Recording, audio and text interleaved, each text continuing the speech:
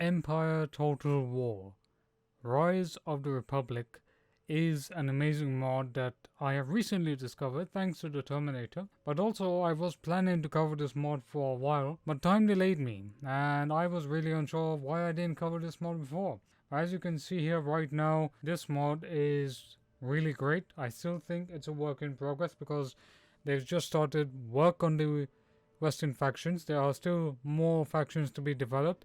There are more areas to be developed within this mod. But you already have a great selection of units. You have a great selection of time periods. You also have a great selection, of course, of battles, of campaign starting positions. You can see here, obviously, there's plenty of main factions to go through. Sweden has recently gone through an update, including Russia, I believe. But it's mostly been focused on the northern wars. And, you have the United States. You have a lot of things that have been going on because this is mostly unique from the fact that it starts in the year 1783. And the main period is 1783. This is just after the American Revolution has just been sort of, it's been a couple of years now. And now we have the French who are about to embark on their own sort of revolution. And of course, we have the Spanish, who at this point are going to become a decline in power. We also have the Swedes, who are trying to avert the crisis of Catherine the Great of Russia, who is basically trying to make Sweden their puppet state, and Sweden has to do a lot of political maneuvering, army recruitment, that type of stuff to make sure it remains a relevant power. Otherwise, it will share the fate of Poland.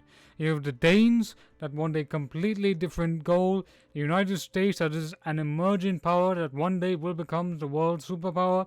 You also have the French. Now I believe I have repeated them again. But that is because they are going to face their own revolution sooner or later. And whether you side with the government or the rebels, it will not be an easy thing. I do wish there were more dilemmas added to this mod to make you really feel that you can really influence it.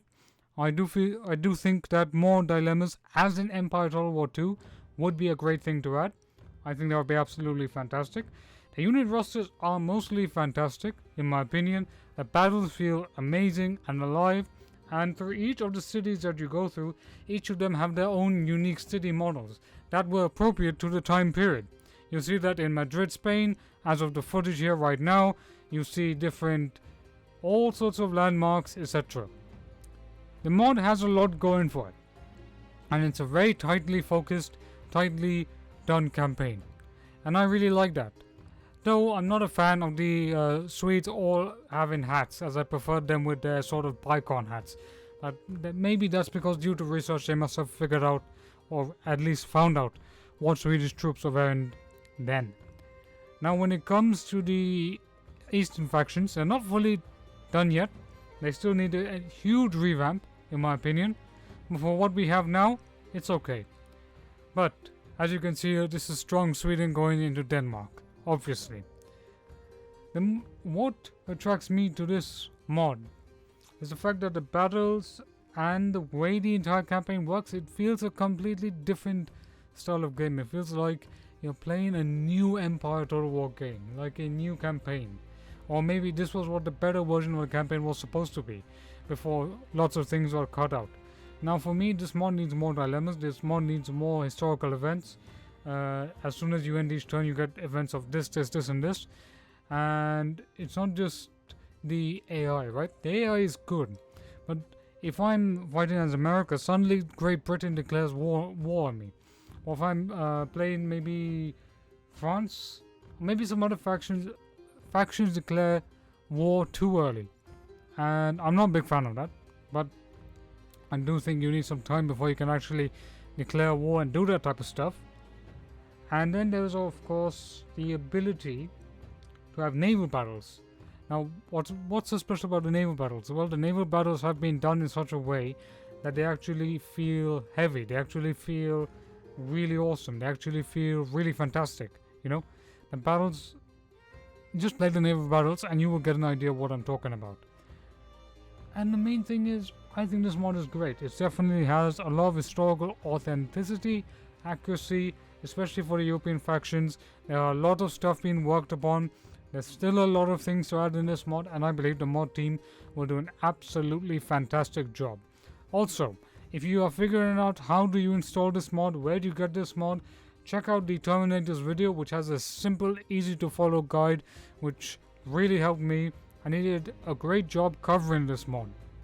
My objective here is to basically show you what this mod is capable of, because the first battle that you saw was me playing France versus Prussia, right? So I decided to roleplay a scenario where I was the fledgling French Republic against the mighty Prussian army, and the Prussians outnumbered us, right?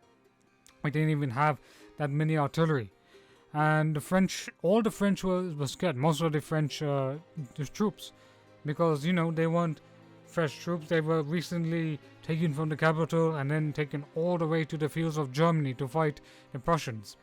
And the Prussians are overconfident, thinking they'll be able to defeat them. So as I attacked, we were low on morale. Suddenly we managed to beat them. The French cavalry managed to destroy the Prussian infantry, and boom, we managed to get in and we fought and destroyed the overconfident Prussians. Now this was just in a custom battle, and this is the year maybe 1783, but assume, and we had that type of stuff. And this is what the time period brings you into. It brings you into, although this isn't my favorite time period. You know why? Because this is the end of the 18th century. And then start the Napoleonic Wars. But of course, you can always change history. But I think there is a Grand Campaign version that does the 1700, but I've always struggled with the installation for some reason. Either way.